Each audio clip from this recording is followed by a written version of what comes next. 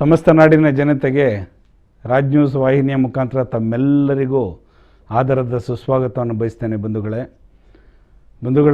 ಈ ದಿನ ವಿಶೇಷ ಕಾರ್ಯಕ್ರಮ ಬಂದು ಎರಡು ವಿಚಾರಧಾರೆಗಳನ್ನು ತಮ್ಮ ಮುಂದೆ ಹಂಚ್ಕೊಳ್ಳೋಕ್ಕೆ ಬಂದಿದ್ದೇನೆ.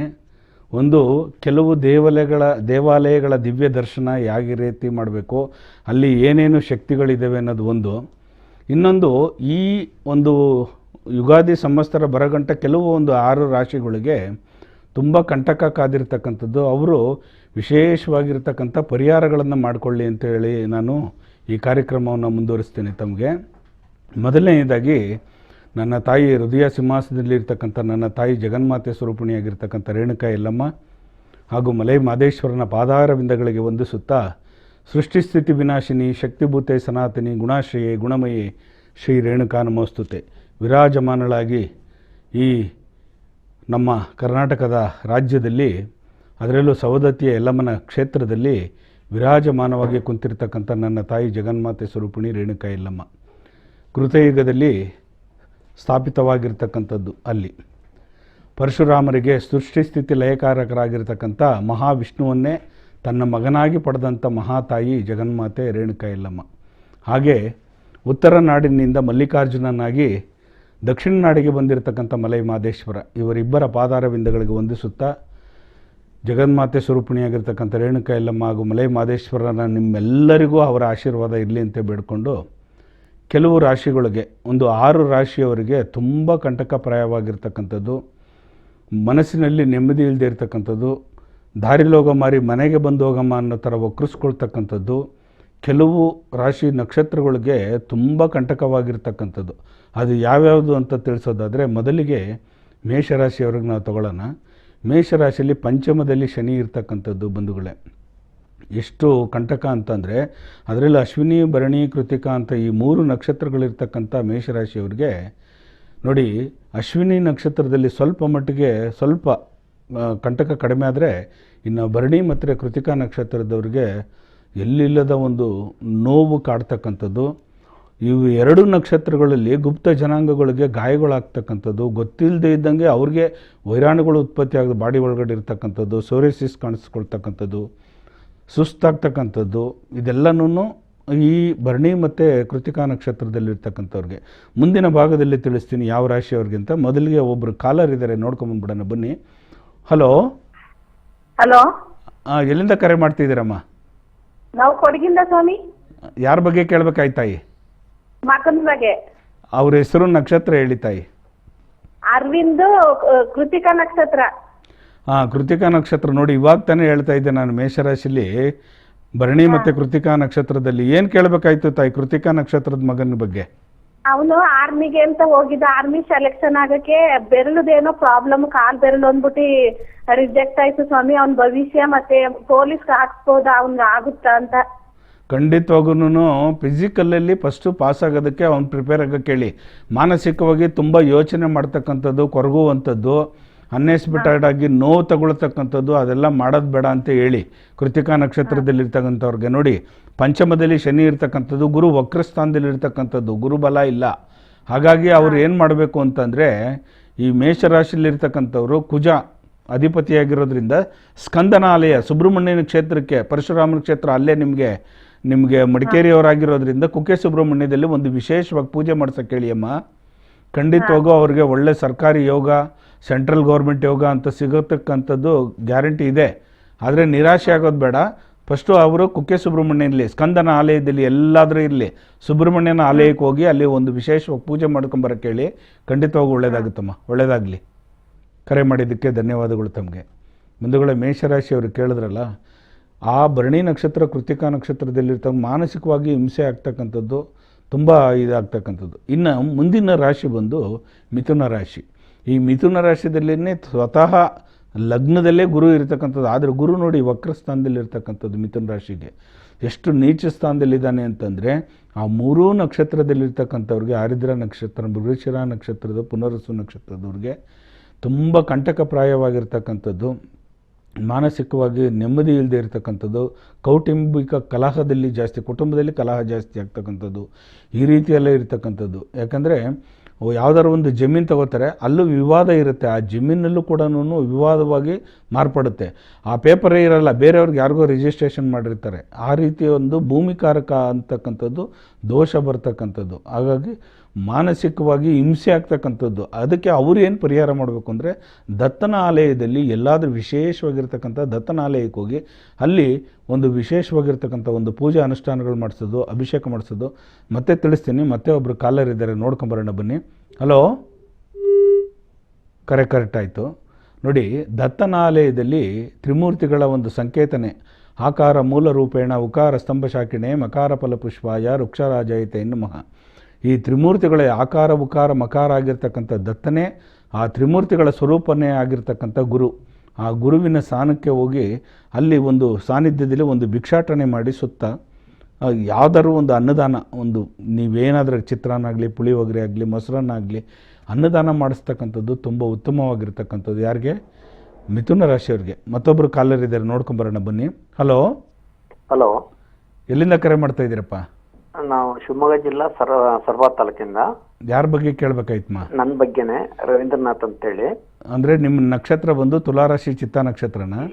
ಇಲ್ಲ, ಅನುರಾಧ ನಕ್ಷತ್ರ, ವೃಶ್ಚಿಕ ರಾಶಿ. ಈಗ ನಾನು ಮುಂದಿನ ಭಾಗದಲ್ಲಿ ನಾನು ವೃಶ್ಚಿಕ ರಾಶಿಗೆ ತಿಳಿಸಲಿದ್ದೇನೆ. ಆದರೂ ನಿಮಗೆ ಅನುರಾಧ ನಕ್ಷತ್ರ ಇರೋದ್ರಿಂದ ಸ್ವಲ್ಪ ಕೋಪ ಕಡಿಮೆ ಮಾಡ್ಕೊಳ್ಬೇಕಾಗುತ್ತೆ. ಟೆನ್ಷನ್ ಜಾಸ್ತಿ ತೊಗೊಳ್ತಕ್ಕಂಥದ್ದು ಇದೆಲ್ಲ ಮಾಡಬಾರ್ದು. ಏನು ಕೇಳಬೇಕಾಯ್ತು ತಾವು? ನಾನು ಏನೇ ಮಾಡಿದ್ರು, ಯಾವುದೇ ವ್ಯವಹಾರಕ್ಕೆ ಹೋದ್ರು ಅದು ಅಡ್ಡಗಾಲ ಆಗ್ತಾ ಇದಾವೆ ಎಲ್ಲವೂ. ಓಕೆ. ಆಮೇಲೆ ಕೃಷಿ ಒಳಗೆ ಯಾವುದಕ್ಕೂ ಇಂಪ್ರೂವ್ ಕಾಣ್ತಾ ಇಲ್ಲ. ಈಗ ನಮಗೆ 60 ವರ್ಷ. ಓಕೆ. ಇನ್ನು ಹೀಗೇನ ದುಡ್ಕೊಂಡೇ ತಿನ್ನೋದಾಗುತ್ತಾ ಅಂತ. ಇಲ್ಲ, ಮಹಾನಕ್ಷತ್ರ ನೋಡಿ, ವಕ್ರಸ್ಥಾನದಲ್ಲಿ ಕೆಲವು 6 ರಾಶಿಯವರಿಗೆ ತುಂಬ ವಿಪರೀತವಾಗಿರ್ತಕ್ಕಂಥದ್ದು ಈ ಯುಗಾದಿ ಸಂವತ್ಸರ. ಇನ್ನು ಹೊಸ ವರ್ಷ ಬರೋದ್ರಲ್ಲಿ ನಾವು ತಿಳಿಸ್ತೀವಿ, ಪಂಚಾಂಗವನ್ನು ಶ್ರವಣ ಮಾಡಿ ಯಾವ್ಯಾವ ರಾಶಿಗೆ ಏನೇನು ಫಲಗಳು ಸಿಗ್ತವೆ ಅಂತ.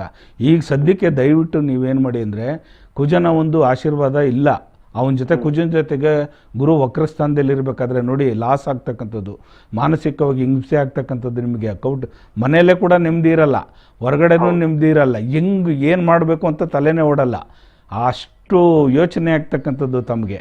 ಆದ್ದರಿಂದ ನಿಮ್ಮೊಬ್ಬರಿಗೆ ಅಂತಲ್ಲ, ವೃಶ್ಚಿಕ ರಾಶಿಯಲ್ಲಿ ಜ್ಯೇಷ್ಠ ನಕ್ಷತ್ರದಲ್ಲಿರ್ತಕ್ಕಂಥವ್ರಿಗಾಗಲಿ, ಅನುರಾಧ ನಕ್ಷತ್ರದವ್ರಿಗಾಗಲಿ, ಈ 2 ನಕ್ಷತ್ರದಲ್ಲಿರ್ತಕ್ಕಂಥವ್ರಿಗೆ ಮಾನಸಿಕವಾಗಿ ತೊಂದರೆ ಆಗ್ತಕ್ಕಂಥದ್ದು. ಅದಕ್ಕೆ ನೀವೇನು ಮಾಡಿ ಅಂತಂದರೆ, ಸುಬ್ರಹ್ಮಣ್ಯನ ಸ್ಕಂದನ ಆಲಯದಲ್ಲಿ ಒಂದು ವಿಶೇಷವಾಗಿ ಒಂದು ಪೂಜೆಯನ್ನು ಕೊಡಿ. ಯಾಕಂದರೆ ದಯವಿಟ್ಟು ನೀವು ಆ ಸ್ಕಂದನ ಎಷ್ಟು ಆರಾಧನೆ ಮಾಡ್ತೀರಿ, ಸುಬ್ರಹ್ಮಣ್ಯನ ಕ್ಷೇತ್ರಕ್ಕೆ ಹೋಗಿ ಖಂಡಿತವಾಗಿ ನಿಮಗೆಲ್ಲ ರೀತಿಯಲ್ಲೂ ಅನುಕೂಲ ಆಗುತ್ತೆ. ಇನ್ನೊಂದು ಮಾತು ಹೇಳಿದ್ರಿ, ನಾನು ಇಂಪ್ರೂವ್ಮೆಂಟ್ ಆಗೋದು ಯಾವಾಗಂತ. ಖಂಡಿತವಾಗಿ ನೋಡಿ, ಋಣಾನುಬಂಧ ರೂಪೇಣ ಪತಿ ಪತ್ನಿ ಸುತಾಲಯ ಅಂತಾರೆ. ಋಣ, ಭೂಮಿ ಋಣ ಆಗಲಿ, ಹಣದ ಋಣ ಆಗಲಿ, ಜನದ ಋಣ ಆಗಲಿ, ಯಾವುದೇ ಒಂದು ಋಣ ಇರಬೇಕು ನಮಗೆ. ಆ ಭಾಗ್ಯ ಬತ್ತು ಅಂದರೆ ತನಗೆ ತಾನೇ ಬರುತ್ತೆ. ಹೆಣ್ಣು ಹೊನ್ನು ಮಣ್ಣು ಈ 3 ನಮಗಾಗಬೇಕು ಅಂದರೆ ಋಣ ಇರಬೇಕು. ಹಾಗಾಗಿ ನಿರಾಶೆ ಆಗಬೇಡಿ, ನಿಮ್ಮ ಪ್ರಯತ್ನ ನೀವು ಮಾಡಿ. ರೈತಾಪಿ ಅಂತೀರಾ, ಖಂಡಿತವಾಗೂ ನಿಮ್ಮಿಂದನೇ ನಾವು ಅನ್ನ ತಿಂತಾರೋದು. ರೈತ ಜನಗಳು ಬಂಧುಗಳೇ, ನೀವೇ ನಮಗೆ ಆಧಾರ, ನೀವೇ ನಮಗೆ ಅನ್ನ ಕೊಡ್ತಕ್ಕಂಥವ್ರು. ನಿರಾಶೆ ಆಗಬೇಡಿ, ಖಂಡಿತ ಫಲ ಸಿಗುತ್ತೆ. ಸ್ಕಂದನ ಆಲಯಕ್ಕೆ ಹೋಗ್ಬಿಟ್ಟು ಬನ್ನಿ, ಖಂಡಿತ ಒಳ್ಳೆಯದಾಗುತ್ತಮ್ಮ. ಒಳ್ಳೆಯದಾಗಲಿ. ಕರೆ ಮಾಡಿದ್ದಕ್ಕೆ ಧನ್ಯವಾದಗಳು ತಮಗೆ. ಮುಂದುಗಡೆ ಕೇಳಿದ್ರಲ್ಲ, ಕೆಲವು 6 ರಾಶಿಗಳಿಗೆ, ನಾನು ಹೇಳ್ತಕ್ಕಂಥ ರಾಶಿಗಳಿಗೆ ಎಷ್ಟು ತೊಂದರೆಗಳಾಗ್ತದೆ ಅಂತಂದರೆ ನೋಡಿ, ಮೊದಲಿಗೆ ಮೇಷರಾಶಿಯವ್ರಿಗೆ, ಮಿಥುನ ರಾಶಿಯವರಿಗೆ, ಸಿಂಹರಾಶಿಯವರಿಗೆ, ಧನುಷು ರಾಶಿಯವರಿಗೆ, ಮತ್ತು ಕುಂಭ ಮತ್ತು ಮಕರ ರಾಶಿಯವರಿಗೆ, ಮತ್ತು ಈಗ ವೃಶ್ಚಿಕ ರಾಶಿಯವರಿಗೆ. ಈ 6 ರಾಶಿಯವರಿಗೆ ತುಂಬ ವ್ಯತಿರಿಕ್ತವಾದ ಒಂದು ಉಲ್ಟಾ ನಡೀತಕ್ಕಂಥದ್ದು. ನಾವೇನು ಅಂದ್ಕೊಂಡಿರ್ತೀವೋ ಅದು ನಡೀದೇ ಇರತಕ್ಕಂಥದ್ದು. ಒಂದೊಂದು ಸಲ ನಮಗೆ ಅನ್ನಿಸುತ್ತೆ, ಎಷ್ಟು ನೋವಾಗುತ್ತೆ ಅಂದರೆ ಆ ಕೆಲಸ ಆಗಬಾರ್ದಾಯ್ತು, ಅದು ನಡೆಯುತ್ತೆ, ಆ ಘಟನೆ ನಡೆದೋಗ್ಬಿಡುತ್ತೆ. ಆವಾಗ ಮಾನಸಿಕವಾಗಿ ನೋವು, ಹಿಂಸೆ ಆಗ್ತಕ್ಕಂಥದ್ದು. ಮತ್ತೊಬ್ಬರು ಕಾಲರ್ ಇದ್ದಾರೆ, ನೋಡ್ಕೊಂಬರೋಣ ಬನ್ನಿ. ಹಲೋ ಹಲೋ, ಎಲ್ಲಿಂದ ಕರೆ ಮಾಡ್ತಾ ಇದ್ದೀರಾ ತಾಯಿ? ಬಾಗಲಕೋಟೆಯಿಂದ. ಯಾರ ಬಗ್ಗೆ ಕೇಳಬೇಕಾಯ್ತಮ್ಮ? ನನ್ನ ಬಗ್ಗೆನೇ, ಸೃಷ್ಟಿ ಅಂತ. ಏನು ಹೆಸರು? ಸೃಷ್ಟಿ. ನಕ್ಷತ್ರ ಹೇಳ್ತೀರಾ? ಜನ್ಮ ನಕ್ಷತ್ರ ನಿಮ್ಮದು? ಶತಬೀಜ ನಕ್ಷತ್ರ, ಕುಂಭರಾಶಿ. ಓಕೆ. ಅಷ್ಟಮದಲ್ಲಿ ಶನಿ ಇರ್ತಕ್ಕಂಥದ್ದು ನೋಡಿ. ಕುಂಭರಾಶಿ ಮತ್ತು ಮೀನರಾಶಿಗೆ ನಾನು ಹೇಳ್ತಾ ಹೋಗ್ತೀನಿ ಮುಂದೆ ಕೂಡ ತುಂಬಾ ಕಂಟಕಪ್ರಾಯವಾಗಿರ್ತಕ್ಕಂಥದ್ದು, ಮಾನಸಿಕವಾಗಿ ನೋವು ಆಗ್ತಕ್ಕಂಥದ್ದು. ಏನು ಕೇಳಬೇಕಾಯ್ತು ತಾವು? ಓದೋದ್ ಬಗ್ಗೆ ಕೇಳಬೇಕು. ಟಿವಿ ನೋಡಬೇಡಿ ದಯವಿಟ್ಟು, ಕಾಲ ಕಟ್ಟಾಗುತ್ತೆ. ಅಪರೂಪವಾಗಿ ನಿಮಗೆ ಲೈನ್ ಸಿಕ್ಕಿರೋದ್ರಿಂದ ಟಿ ವಿ ನೋಡ್ಕೊಂಡು ನೀವು ಮಾತಾಡಿದ್ರೆ ಖಂಡಿತವಾಗೂ ಅದು ಫಲ ಸಿಕ್ಕಲ್ಲ. ನಾನು ಹೇಳೋದು ಕೇಳಿಸಲ್ಲ, ಕಾನ್ಸಂಟ್ರೇಷನ್ ಟಿ ವಿ ಕಡೆಗೆ ಹೋಗಿರುತ್ತೆ. ಹಾಗಾಗಿ ದಯವಿಟ್ಟು ಇಲ್ಲ ಗುರುಜಿ, ನಂಗೆ ಮ್ಯೂಟ್ ಮಾಡಿ ಓದೋದ್ರಲ್ಲಿ ಉನ್ನತಿ. ಟಿ ವಿ ಮ್ಯೂಟ್ ಮಾಡಿಬಿಟ್ಟು ಮಾತಾಡಿ ನನ್ನ ಜೊತೆಲಿ. ಹಾ, ನಾನು ಬೇರೆ ರೂಮಲ್ಲಿ ಇದ್ದೀನಿ ಗುರುಜಿ. ಹೇಳಿ ಏನು ಕೇಳಬೇಕಾಯ್ತಾವು? ಓದೋದ್ ಬಗ್ಗೆ ಕೇಳ್ಬೇಕಾಯ್ತು. ಏನು ಮಾಡ್ತಾ ಇದ್ದೀರಾ ಇವಾಗ? ನಾನು ಇಂಜಿನಿಯರಿಂಗ್ ಮಾಡ್ತಿದ್ದೀನಿ. ಖಂಡಿತವಾಗೂನಮ್ಮ, ಒಳ್ಳೆಯದಾಗಲಿ. ಆದರೆ ಈ ಒಂದು 3-4 ತಿಂಗಳ ಕಾಲ ಸ್ವಲ್ಪ ಹುಷಾರಾಗಿರಬೇಕು. ಕಾನ್ಸಂಟ್ರೇಷನ್ ಇಲ್ಲ ಅಂತ ಹೇಳುತ್ತೆ, ಅಂದರೆ ಸ್ಟಡೀಸ್ ಕಡೆ ಕಾನ್ಸಂಟ್ರೇಷನ್ ಕೊಡ್ತಾ ಇಲ್ಲ. ಕೌಟುಂಬಿಕದಲ್ಲಿ ಅಂದರೆ ಕುಟುಂಬದಲ್ಲಿ ತಂದೆ ತಾಯಿಗಳ ಮೇಲೆ ಪ್ರೀತಿ ಹೋಗ್ತಾ ಇದೆ, ಓದೋದ್ರ ಕಡೆ ಅಷ್ಟೊಂದು ಗಮನ ಹೋಗ್ತಾ ಇಲ್ಲ ಅಂತ ಹೇಳುತ್ತೆ. ನಿಜನಾ? ಹಾಂ, ನಿಜ ಗುರುಜಿ, ನಿಜ. ಯಾಕಂದರೆ ನೀವು ತಗೊಳ್ತಕ್ಕಂಥ ಗುರಿ ಏನು ಗೊತ್ತಾ? ನಿಮ್ಮದು ಸ್ಟಡೀಸು ಗುರಿ ಮುಂದೆ ಇರಬೇಕು, ಗುರು ಹಿಂದೆ ಇರಬೇಕು. ಗುರು ಯಾರು ನಿಮಗೆ? ನಿಮ್ಮ ತಂದೆನೇ. ಆ ಗುರು ಅವ್ರ ಆಶೀರ್ವಾದ ಇದ್ರೇನೆ ನೀನು ಮುಂದೆ ಹೋಗೋದು. ನೀನು ಚೆನ್ನಾಗಿರೋ ಮಗನೇ, ನೀನು ಚೆನ್ನಾಗಿ ಓದು, ನೀನು ಕಾನ್ಸಂಟ್ರೇಷನ್ ಜಾಸ್ತಿ ಕೊಡು. ಆ ಸ್ಟಡೀಸ್ ಕಡೆ ಯಾವಾಗ ಗಮನ ಕೊಡ್ತೀಯೋ ತಂದೆ ತಾಯಿಗಳಿಗೆ ಖುಷಿ ಆಗುತ್ತೆ. ನೀನು ಎಲ್ಲಿ ಬ್ರೇಕ್ ಮಾಡ್ತೀಯೋ ಅಲ್ಲಿ ತಂದೆ ತಾಯಿಗಳಿಗೆ ಮಾಡಿರ್ತಕ್ಕಂಥದ್ದು ವೇಸ್ಟ್ ಆಗ್ತದೆ. ಹಾಗಾಗಿ ಈ ಒಂದು 3-3.5 ತಿಂಗಳ ಕಾಲ ನೀನು ಸ್ವಲ್ಪ ಕೇರ್ಫುಲ್ ಆಗಿರಬೇಕು. ಅದರಲ್ಲೂ ಕುಂಭರಾಶಿ ಅಂತ ಹೇಳಿದ್ರಿ, ಶತಬೀಜ ನಕ್ಷತ್ರ ಅಂತ ಹೇಳಿದ್ರಿ, ಅಷ್ಟಮದಲ್ಲಿ ಶನಿ ಇರ್ತಕ್ಕಂಥದ್ದು. ಅಂದರೆ ಭಯ ಪಡೋವಂಥದ್ದಿಲ್ಲ. ಆಂಜನೇಯನ ದೇವಸ್ಥಾನಕ್ಕೆ ಹೋಗಿ, ಎಲ್ಲರೂ ಮಾರುತಿ ಮಂದಿರಕ್ಕೆ ಹೋಗಿ ಅಲ್ಲಿ ಕೇಸರಿ ದಾನವಾಗಿ ಕೊಡ್ತಕ್ಕಂಥದ್ದು. ತುಪ್ಪ ಮತ್ತು ಕೇಸರಿ ಹಣೆಗೆ ಇಡ್ತಾರಲ್ಲ ಕೇಸರಿ, ಆಯ್ತು ಗುರುಜಿ. ತುಪ್ಪ ಮತ್ತು ಕೇಸರಿಯನ್ನು ದಾನವಾಗಿ ಕೊಡ್ತಕ್ಕಂಥದ್ದು. ಜಾಸ್ತಿ ಏನು ಬೇಡ, ಒಂದು 25 ಗ್ರಾಮ್ ಕೊಟ್ರೂ ಸಾಕು. ಆ ತುಪ್ಪ ಕೇಸರಿ ಅವರು ಮುಖದ ಭಾಗಕ್ಕೆ ಮತ್ತು ಇಲ್ಲಿ ಸೊಂಟದ ಭಾಗಕ್ಕೆ ಲೇಪನ ಮಾಡಬೇಕು ಆಂಜನೇಯನಿಗೆ. ಆ ಖಂಡಿತವಾಗೂ ನಿನಗೆ ತುಂಬ ಚೆನ್ನಾಗಾಗುತ್ತೆ ಮಗನೇ. ಚೆನ್ನಾಗಾಗಲಿ, ಒಳ್ಳೆಯದಾಗಲಿ. ಕರೆ ಮಾಡಿದ್ದಕ್ಕೆ ಧನ್ಯವಾದಗಳು ತಮಗೆ.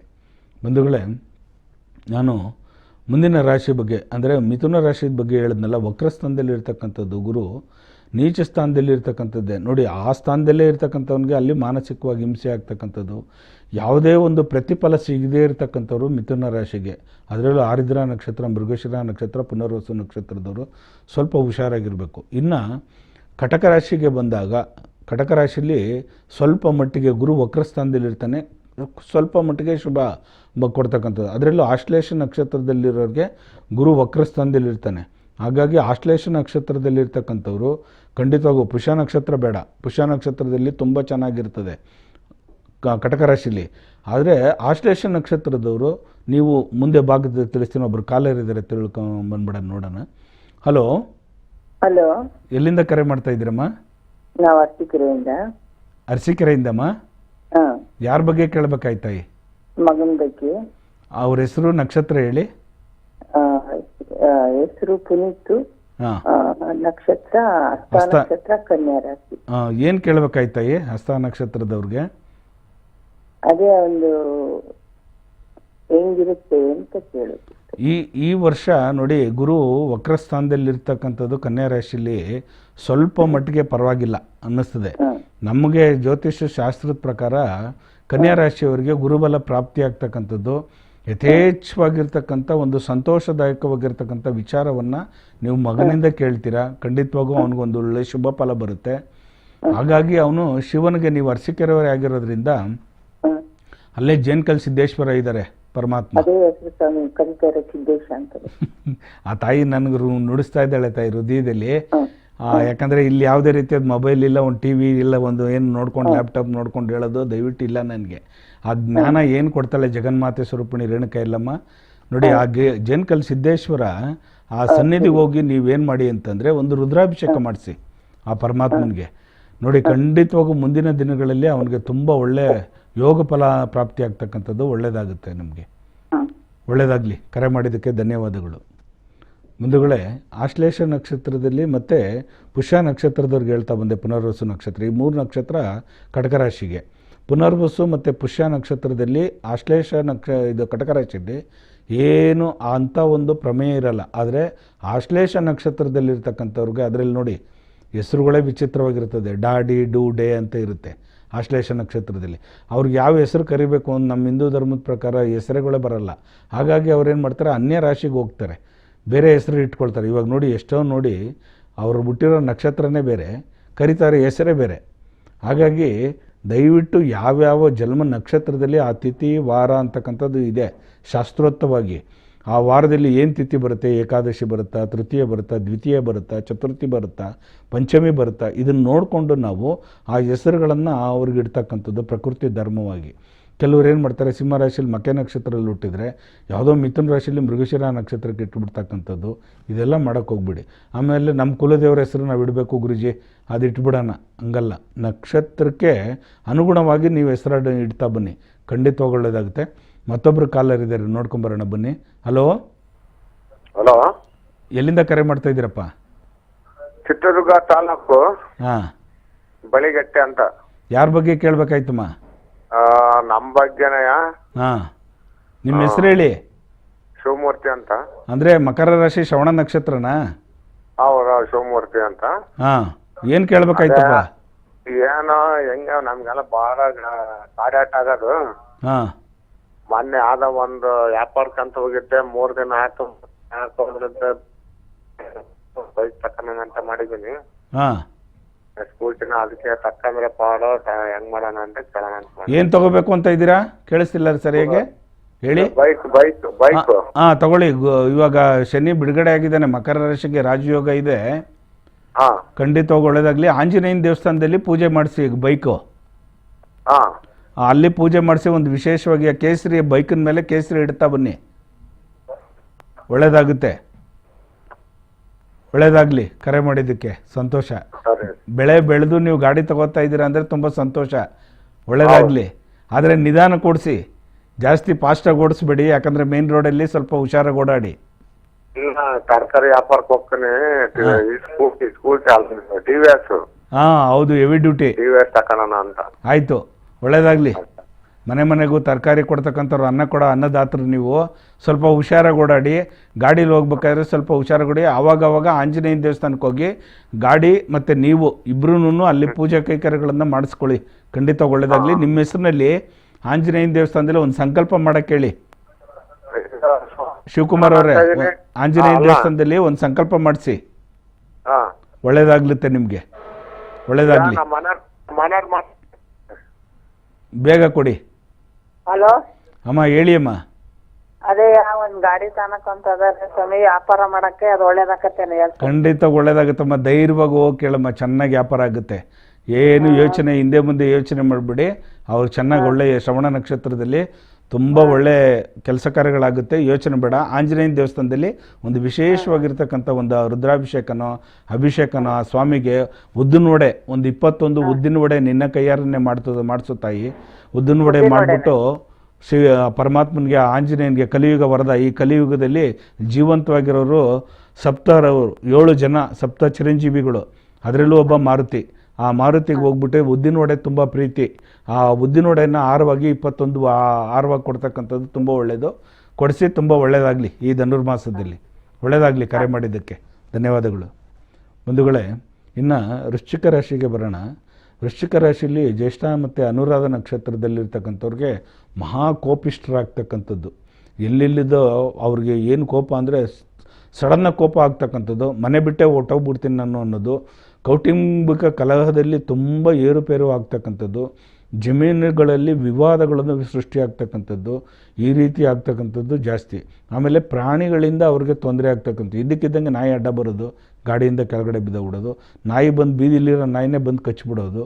ಈ ರೀತಿ ವೃಶ್ಚಿಕ ರಾಶಿಯಲ್ಲಿರ್ತಕ್ಕಂಥವ್ರಿಗೆ ಜ್ಯೇಷ್ಠ ಮತ್ತು ಅನುರಾಧ ನಕ್ಷತ್ರದವ್ರಿಗೆ ತುಂಬ ಒಂದು ಸ್ವಲ್ಪ ಕಂಟಕಪ್ರಿಯವಾಗಿರ್ತಕ್ಕಂಥದ್ದು. ಹಾಗಾಗಿ ಅವರೇನು ಮಾಡಬೇಕು, ಎಲ್ಲಾದ್ರೂ ಗ್ರಾಮ ದೇವತೆ ಇರತಕ್ಕಂಥ ಜಾಗ, ಅಂದರೆ ನೀವು ವಾಸ ಮಾಡ್ತಕ್ಕಂಥ ಗ್ರಾಮ ದೇವತೆಗೆ ಮೊಸರನ್ನ ನೈವೇದ್ಯ ಕೊಡ್ತಕ್ಕಂಥದ್ದು. ಇವೆರಡೂ ನಕ್ಷತ್ರದವರು, ಜ್ಯೇಷ್ಠ ಮತ್ತು ಅನುರಾಧ ನಕ್ಷತ್ರದಲ್ಲಿರ್ತಕ್ಕಂಥವ್ರು ಗ್ರಾಮ ದೇವತೆಗೆ ಮೊಸರನ್ನ ನೈವೇದ್ಯವನ್ನು ಕೊಟ್ಟಾಗ, ಆಮೇಲೆ ಬೆಲ್ಲದ ಒಂದು ಅಚ್ಚು ಬೆಲ್ಲದಲ್ಲಿ ತುಪ್ಪದ ಬತ್ತಿ ಮಾಡಿ ಆರತಿಯನ್ನು ಮಾಡಿದಾಗ ಅನುರಾಧ ನಕ್ಷತ್ರದವರು ಮತ್ತು ಜ್ಯೇಷ್ಠ ನಕ್ಷತ್ರ ತುಂಬ ಫಲ ಸಿಗುತ್ತೆ. ಮತ್ತು ಮುಂದಿನ ರಾಶಿಗೆ ತಿಳಿಸ್ತಾ ಹೋಗೋಣ. ಒಬ್ಬರು ಕಾಲರ್ ಇದ್ದಾರೆ, ಮಾತಾಡ್ಕೊಂಬರೋಣ ಬನ್ನಿ. ಹಲೋ ಹಲೋ, ಎಲ್ಲಿಂದ ಕರೆ ಮಾಡ್ತಾ ಇದ್ದೀರಪ್ಪ? ನಾವು ಚಿತ್ರದುರ್ಗದಿಂದ. ಯಾರ ಬಗ್ಗೆ ಕೇಳಬೇಕಾಯ್ತಮ್ಮ? ನಮ್ಮ ಬಗ್ಗೆನೇ. ಏನು ನಕ್ಷತ್ರ ಹೇಳಿ, ಹೆಸರು ಹೇಳಿ ತಮ್ಮದು. ಉಮಾಪತಿ ಅಂತ. ನಕ್ಷತ್ರ ನಮಗೆ ಗೊತ್ತಿಲ್ಲ ಸರ್. ಆಯಿತು. ಉಮಾಪತಿಗೆ ಕೃತಿಕಾ ನಕ್ಷತ್ರ ವೃಷಭ ರಾಶಿ ಬರುತ್ತೆ, ಮೈಂಡಲ್ಲಿ ಇಟ್ಕೊಳ್ಳಿ ತಲೆಯಲ್ಲಿ. ಕೃತಿಕಾ ನಕ್ಷತ್ರ ವೃಷಭ ರಾಶಿ ಉಮಾಪತಿಯವ್ರಿಗೆ ಏನು ಕೇಳಬೇಕಾಯ್ತಮ್ಮ? ಅದೇ ಒಂದ್ ಸ್ವಲ್ಪ ಈ ಜಮೀನು ಬಗ್ಗೆ ಒಂದು ಅದು ಆಗ್ತಿಲ್ಲ. ಹಾಂ, ದಯವಿಟ್ಟು ಸರ್ವೆ ನಂಬರ್ ಏನಾದ್ರು ತಿಳಿಸೋಕ್ಕಾಗುತ್ತಾ? ಹಾ, ಸರ್ವೆ ನಂಬರ್ ಹೇಳ್ತೀನಿ ನೋಡಿ. ಹೇಳಿ, ಸರ್ವೆ ನಂಬರ್ ಹೇಳಿ. 328. 328. 328 197. ಇಲ್ಲ, 328ಗೆ ನೋಡಿ, ಅಲ್ಲಿ ಸ್ವಲ್ಪ ನಿಧಾನ ಆಗುತ್ತೆ, ವೆಯ್ಟ್ ಮಾಡಿ. ಯಾಕಂದರೆ ಅಲ್ಲಿ ಒಂದು ದೇವರು ಇರೋವಂಥ ಸ್ಥಾನ ಅದು 328ರಲ್ಲಿ. ಅದು ಸ್ವಲ್ಪ ಅಲ್ಲಿ ದೈವ ಸಂಕಲ್ಪ ಇರ್ತಕ್ಕಂಥ ಜಾಗ. ಸ್ವಲ್ಪ ನಿಧಾನ ಮಾಡಿ. ಈ ಯುಗಾದಿ ಕಳೆದಾದ್ಮೇಲೆ ನೀವು ಪ್ರಯತ್ನ ಪಡಿ, ಖಂಡಿತವಾಗೂ ನಿಮಗೆ ಫಲ ಸಿಗುತ್ತೆ, ಒಳ್ಳೆಯದಾಗುತ್ತೆ. ನಾವೇ ಪ್ರಯತ್ನ ಮಾಡಿದ್ರು ಸರ್, ಆದ್ರೂ ನಮಗೆ ಅಡ್ಡ ಆಗ್ತೈತೆ. ಇಲ್ಲ, ಆಗುತ್ತೆ. ಉಗಾದಿ ಸಂವತ್ಸರ ಕಳಿಬೇಕು. ಉಗಾದಿ ಹಬ್ಬ ಕಳೆದ ನಂತರ ನಿಮ್ಗೆ ಯೋಗ ಫಲ ಇದೆ. ಯಾಕಂದರೆ ಕೃತಿಕಾ ನಕ್ಷತ್ರದಲ್ಲಿರ್ತಕ್ಕಂಥವ್ರು, ಅದರಲ್ಲೂ ಕೃತಿಕಾ ವೃಷಭ ರಾಶಿಯಲ್ಲಿರ್ತಕ್ಕಂಥವ್ರು, ಭೂಮಿ ಚೆನ್ನಾಗಿರ್ತಕ್ಕಂಥದ್ದು ನೋಡಿ, ಯೋಗ ಫಲ ಇದೆ ನಿಮಗೆ ವೃಷಭ ರಾಶಿಗೆ. ನಾಳೆ ತಿಳಿಸ್ತೀನಿ ಅದು ಇನ್ನು 6 ರಾಶಿಗಳಿಗೆ ಯಾವ ಶುಭ ಫಲ ಇದೆ ಅಂತೇಳಿ. ಟೈಮು ಸಾಲದೇ ಇರೋದ್ರಿಂದ ನಾಳೆ ತಮಗೆ ತಿಳಿಸ್ತೀನಿ ಇದೇ ಸಮಯಕ್ಕೆ. ವೃಷಭ ರಾಶಿಯವರಿಗೆ ತುಂಬ ಯೋಗಕಾರಕವಾಗಿರ್ತಕ್ಕಂಥ ರಾಜಯೋಗ ಬರ್ತಕ್ಕಂಥದ್ದು, ಭೂಮಿಯಲ್ಲಿ ಲಾಭ ಸಿಗ್ತಕ್ಕಂಥದ್ದು, ಭೂಮಿದು ಯಾವುದೇ ಕೆಲಸ ಕಾರ್ಯಗಳಿದ್ರೂ ನಿಮಗೆ ಫಲ ಕೊಡ್ತಕ್ಕಂಥದ್ದು. ಯೋಚನೆ ಮಾಡಬೇಡಿ, ಖಂಡಿತವಾಗಿ ಒಳ್ಳೆಯದಾಗುತ್ತೆ. ಉಗಾದಿ ಹಬ್ಬ ಆದ ನಂತರ ನೀವು ಪ್ರಯತ್ನ ಪಡಿ, ಒಳ್ಳೆಯದಾಗುತ್ತೆ. ಕರೆ ಮಾಡಿದ್ದಕ್ಕೆ ಧನ್ಯವಾದಗಳು ತಮಗೆ. ಬಂಧುಗಳೇ, ನಾನು ಇನ್ನು ಮುಂದಿನ ರಾಶಿ ಇನ್ನೆರಡು ರಾಶಿಗಳಿದ್ದಾವೆ, ಕುಂಭ ಮತ್ತು ಮೀನ ರಾಶಿಗೆ. ಕುಂಭ ರಾಶಿಯಲ್ಲಿ ನೋಡಿ ಇಲ್ಲಿ ಧನಿಷ್ಠ ನಕ್ಷತ್ರ ಮತ್ತು ಶತಭಿಜ ನಕ್ಷತ್ರದಲ್ಲಿರ್ತಕ್ಕಂಥವ್ರಿಗೆ, ಉತ್ತರಾಭಾದ್ರ ನಕ್ಷತ್ರದಲ್ಲಿರ್ತಕ್ಕಂಥವ್ರಿಗೆ ನೋಡಿ ವಿಚಿತ್ರವಾಗಿರ್ತಕ್ಕಂಥದ್ದು. ನೋಡಿ, ಅಪಘಾತಗಳು ಏನು ಸೂಚನೆ ಕೊಡುತ್ತೆ ಅಂತಂದರೆ, ನಾವು ಬೈಕ್ ಎತ್ತಬೇಕಾದ್ರೇ ತಲೆ ನೋವು ಬರ್ತಕ್ಕಂಥದ್ದು, ಕಾರ್ ಎತ್ತಬೇಕಾದ್ರೇ ಸುಸ್ತಾಗ್ತಕ್ಕಂಥದ್ದು. ಒಂದು 10 ನಿಮಿಷ ರೆಸ್ಟ್ ಎತ್ಕೊಂಡೋಗಿ.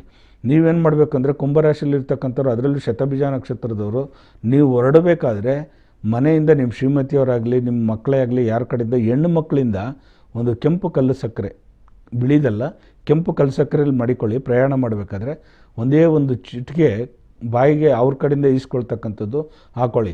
ಇಲ್ಲ ಅಕಸ್ಮಾತ್ ಅದು ಆಗಲಿಲ್ವಾ, ಒಂದು ಜೇನುತುಪ್ಪವನ್ನು ಒಂದೇ ಒಂದು ತೊಟ್ಟು ಕೈಗೆ, ಈ ಉಂಗುರದ ಬೆರಳಿಗೆ ಜೇನುತುಪ್ಪವನ್ನು ನಾಲ್ಗೆ ಮೇಲೆ ಸವರ್ಕೊಂಡು ನೀವು ಪ್ರಯಾಣ ಮಾಡಿ. ಆ ಕೆಲಸ ತುಂಬ ಚೆನ್ನಾಗಾಗುತ್ತೆ. ಯಾರು? ಧನಿಷ್ಠ ನಕ್ಷತ್ರ ಮತ್ತು ಶತಭಿಜ ನಕ್ಷತ್ರದವರು. ಆಮೇಲೆ 2 ಲವಂಗಗಳನ್ನು ಜೋಬಿಲಿ ಇಟ್ಕೊಳ್ತಕ್ಕಂಥದ್ದು ಮಾಡಿ. ಮತ್ತೊಬ್ಬರು ಕಾಲರ್ ಇದ್ದಾರೆ, ನೋಡ್ಕೊಂಬರೋಣ ಬನ್ನಿ. ಹಲೋ, ಎಲ್ಲಿಂದ ಕರೆ ಮಾಡ್ತಾ ಇದ್ದೀರಮ್ಮ? ನಾವು ಅಗರಿಬೊಮ್ಮನಹಳ್ಳಿಯಿಂದ. ಯಾರ ಬಗ್ಗೆ ಕೇಳ್ಬೇಕಾಯ್ತು ತಾಯಿ? ನಮ್ಮ ಮಗಳ ಬಗ್ಗೆ ಕೇಳಬೇಕು. ಹೇಳಿ, ಏನು ಅವ್ರ ನಕ್ಷತ್ರ ಹೇಳಿ, ಅವ್ರ ಹೆಸರು ಹೇಳಿ. ನಕ್ಷತ್ರ ಗೊತ್ತಿಲ್ರಿ, ಹೆಸರು ನಾಗವೇಣಿ ಅಂತ. ನಾಗವೇಣಿನಾ? ಹ್ಞೂ. ನಾಗವೇಣಿ ಹೆಣ್ಮಗಳ? ಹ್ಞೂ ರೀ. ನಾಗವೇಣಿ ವೃಶ್ಚಿಕ ರಾಶಿ, ಅನುರಾಧ ನಕ್ಷತ್ರ ತಾಯಿ. ಹ್ಞೂ. ಏನು ಕೇಳಬೇಕಾಯ್ತಮ್ಮ? ಓದಿನ ಬಗ್ಗೆ ಕೇಳಬೇಕು. ಎಷ್ಟು ಮಾಡಿದ್ದಾರೆ ಇವಾಗ ಸ್ಟಡಿ ಅವರು? ಈ ಸರ್ತಿ 9ನೇ ಕ್ಲಾಸ್ ರೀ. ಆಯಿತು. ಸ್ವಲ್ಪ ಮುಂಗೋಪ ಜಾಸ್ತಿ ಮಗಳಿಗೆ. ಹ್ಞೂ. ಹ್ಞೂ ರೀ. ಮಾತು ಎತ್ಕೊತ ಹೋಗಿ ಮುನ್ಸ್ಕೊಂಡ್ರ ಮೇಲೆ ಕೂತ್ಕೊಳ್ತಾಳೆ. ಹ್ಞೂ ರೀ. ಹಾಗೆ ನೋಡಿ, ಅನುರಾಧ ನಕ್ಷತ್ರದಲ್ಲಿರ್ತಕ್ಕಂಥವ್ರು ನಿಮ್ಗೆ ಮುಂಚೆನೇ ತಿಳಿಸ್ತೆ, ಸ್ವಲ್ಪ ಮಹಾ ಮುಂಗೋಪರಾಗ್ತಾರೆ, ಕೋಪಿಷ್ಠರಾಗ್ತಾರೆ, ಏನೋ ವಿನಾಕಾರಣ ಯಾವ್ದಾರು ಟೆನ್ಷನ್ ತೊಗೊತಾರೆ. ಅಮ್ಮ, ಆ ಮಗಳಿಗೆ ಒಂದೇ ಒಂದ್ಸಲಿ ನೀವು ಅಗರಿಬೊಮ್ಮನಹಳ್ಳಿಯಲ್ಲಿ ಇರ್ತಕ್ಕಂಥವ್ರಾಗಿರೋದ್ರಿಂದ ಅಲ್ಲಿ ಲಕ್ಷ್ಮೀ ನರಸಿಂಹ ದೇವಸ್ಥಾನ ಎಲ್ಲರೂ ಸಿಗುತ್ತಮ್ಮ? ಆಯಿತು. ನಿಮಗೆ ಹತ್ರದಲ್ಲಿರೋದು ಹೆಣ್ಣು ದೇವತೆ ಯಾವ ದೇವಸ್ಥಾನ ಇದೆ ನಿಮಗೆ?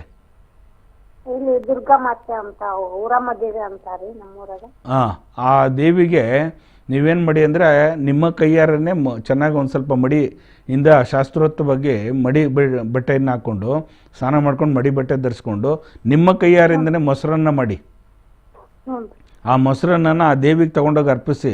ಅಲ್ಲಿ ಯಾರು ಅರ್ಚಕರು ಯಾರು ಇರ್ತಾರೆ ಅವ್ರಿಗೆ ಹೇಳಿ, ನನ್ನ ಮಗಳ ಹೆಸರಲ್ಲಿ ಒಂದು ಸಂಕಲ್ಪವನ್ನು ಮಾಡ್ಕೊಳ್ಳಪ್ಪ ಅಂತ ಕೇಳಿ, ಅವ್ರು ಖಂಡಿತವಾಗೂ ಮಾಡ್ತಾರೆ. ಈ ಮಗಳಿರಬೇಕು, ಆ ಮೊಸರನ್ನ ದಾನ ಕೊಡೋ ಟೈಮಲ್ಲಿ ಈ ಮಗಳಿರಬೇಕು, ಅನುರಾಧ ನಕ್ಷತ್ರದಲ್ಲಿ ನಾಗವೇಣಿ ಅನ್ನೋ ಮಗಳಿರಬೇಕು.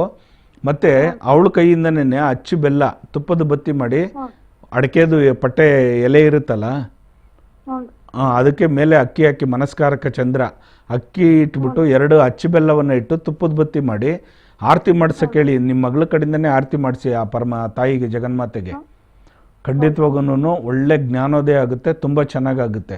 ಅವಳಿಗೆ ಏನು ಮಾಡಿ ಇನ್ನೊಂದು ಹೇಳ್ಬಿಡ್ತೀನಿ ಅವ್ರಿಗೆ ಅನುಷ್ಠಾನವನ್ನು ಮಾಡೋಕ್ಕೆ. ಆ ಮಗಳು ಚೆನ್ನಾಗಿ ಓದಬೇಕು ಅನ್ನೋದಕ್ಕೆ ಬಿಳಿ ಎಕ್ಕದ ಗಿಡ ಸಿಗುತ್ತಾ? ಬಿಳಿ ಎಕ್ಕದ ಗಿಡ 5 ಎಲೆ ತಗೊಳ್ಳಿ. 5 ಎಲೆ ಯಾರ್ಯಾರು ಹಠ ಜಾಸ್ತಿ ಮಾಡ್ತಾರೆ, ಯಾರ್ಯಾರು ಓದೋದ ಕಡೆ ಕಾನ್ಸಂಟ್ರೇಷನ್ ಜಾಸ್ತಿ ಕೊಡಲ್ವೋ ಮಕ್ಳುಗಳಿಗೆ ಕೇಳಿಸ್ಕೊಳ್ತಾ ಇರ್ತಾರೆ ಎಲ್ಲ ಪ್ರತಿಯೊಬ್ಬರು ನನ್ನ ಬಂಧುಗಳು. ಅವಳಿಗೆ ಸ್ನಾನ ಮಾಡೋ ಟೈಮಲ್ಲಿ ನೆತ್ತಿಗೆ ಒಂದು 2 ಭುಜದ ಮೇಲೆ ತೊಡೆ ಮೇಲೆ 2 ಇಟ್ಬಿಟ್ಟು ಒಂದು ತಾಯಿಯಾದವ್ರು ನೀವು ಒಂದು ಚಂಬು ಬಿಸಿನೀರನ್ನು ತಲೆ ಮೇಲೆ ಉಯ್ಯಿರಿ. ಈ ಎಲೆಯನ್ನು 5 ಎಲೆಯನ್ನು ಇಟ್ಟು ಒಳ್ಳೆ ಜ್ಞಾನೋದಯವಾಗುತ್ತೆ. ಅರ್ಕ ಅಂತಕ್ಕಂಥದ್ದು ಬಿಳಿ ಅಕ್ಕದ ಎಲೆ ಅಂತಕ್ಕಂಥದ್ದು ಗಣಪತಿ. ಈ ಗಣಪತಿಯ ಒಂದು ವರಪ್ರಸಾದ ಅವ್ರಿಗೆ ದೇಹದ ಮೇಲೆ ಬಿದ್ದಾಗ ಖಂಡಿತವಾಗೂ ಅವ್ರಿಗೆ ಒಳ್ಳೆ ಜ್ಞಾನೋದಯವಾಗ್ತಕ್ಕಂಥದ್ದು, ಮಾನಸಿಕವಾಗಿ ಸಂತೋಷ ಆಗ್ತಕ್ಕಂಥದ್ದು. ಇದನ್ನು ಈ ಅನುಷ್ಠಾನವನ್ನು ಮಾಡ್ಕೊಳ್ಳೋಕೆ ಹೇಳಿ ಖಂಡಿತವಾಗಿ ಒಳ್ಳೆಯದಾಗುತ್ತಮ್ಮ. ಒಳ್ಳೆಯದಾಗಲಿ, ಶುಭ ಆಗಲಿ. ನೋಡಿ ಟೈಮ್ ಮೀರ್ತಾ ಬರ್ತಾ ಇದೆ. ಇನ್ನೊಂದೇ ಒಂದು ಲಾಸ್ಟ್ ರಾಶಿಯವ್ರಿಗೆ, ಮೀನರಾಶಿಯವ್ರಿಗೆ ಖಂಡಿತವಾಗೂ ನೋಡಿ, ಮೀನರಾಶಿಯಲ್ಲಿರ್ತಕ್ಕಂಥ ರೇವತಿ ನಕ್ಷತ್ರದವರು ಸ್ವಲ್ಪ ಹುಷಾರಾಗಿರಿ. ಯಾಕಂದರೆ ಗುರು ವಕ್ರಸ್ಥಾನದಲ್ಲಿರ್ಬೇಕಾದ್ರೆ ವಾಹನದಲ್ಲಿ ಸ್ವಲ್ಪ ಹುಷಾರಾಗಿ ಓಡಾಡಿ. ಖಂಡಿತವಾಗೂ ನಿಮ್ಗೆಲ್ಲರಿಗೂ ಒಳ್ಳೆಯದಾಗಲಿ. ನಾಳೆ ಇದೇ ಸಮಯಕ್ಕೆ ಬರ್ತೇನೆ. ನಿಮಗೆ ನಾನು ಇನ್ನು 6 ರಾಶಿಯವರಿಗೆ ರಾಜಯೋಗ ಏನೇನಿದೆ ಅಂತ ತಿಳಿಸ್ಕೊಡ್ತೇನೆ. ಮತ್ತೊಮ್ಮೆ ನಿಮ್ಮೆಲ್ಲರಿಗೂ ನಾನು ಪ್ರಾರ್ಥನೆ ಮಾಡ್ತೀನಿ, ಪುಣ್ಯ ಕ್ಷೇತ್ರಗಳಿಗೆ, ನದಿಗಳಿಗೆ ಹೋಗಿ, ಪುಣ್ಯ ದೇವಾಲಯಗಳಿಗೆ ಹೋಗಿ ಒಳ್ಳೆಯದಾಗಿ ಹೀಗೆ ನೋಡ್ತಾ ಇರಿ. ನಮ್ಮ ರಾಜ್ ನ್ಯೂಸನ್ನು ಬೆಳೆಸಿ ಉಳಿಸಿ, ಈ ಕಾರ್ಯಕ್ರಮನ ಯಶಸ್ವಿಗೊಳಿಸಿ, ಎಲ್ಲ ಕಾರ್ಯಕ್ರಮಗಳನ್ನ ವೀಕ್ಷಣೆ ಮಾಡಿ ನೀವೆಲ್ಲ ನೋಡ್ತಾ ಇರಿ. ನಿಮಗೆಲ್ಲರಿಗೂ ಶುಭವಾಗಲಿ. ಲೋಕೋ ಸಮಸ್ತ ಸುಖಿನೋ ಭವಂತು, ಸನ್ಮಂಗಳ ಅನಿಭವಂತು. ಸರ್ವೇ ಜನ ಸುಖಿನೋ ಭವಂತು, ಸನ್ಮಂಗಳ ಅನಿಭವಂತು. ಒಳ್ಳೆಯದಾಗಲಿ.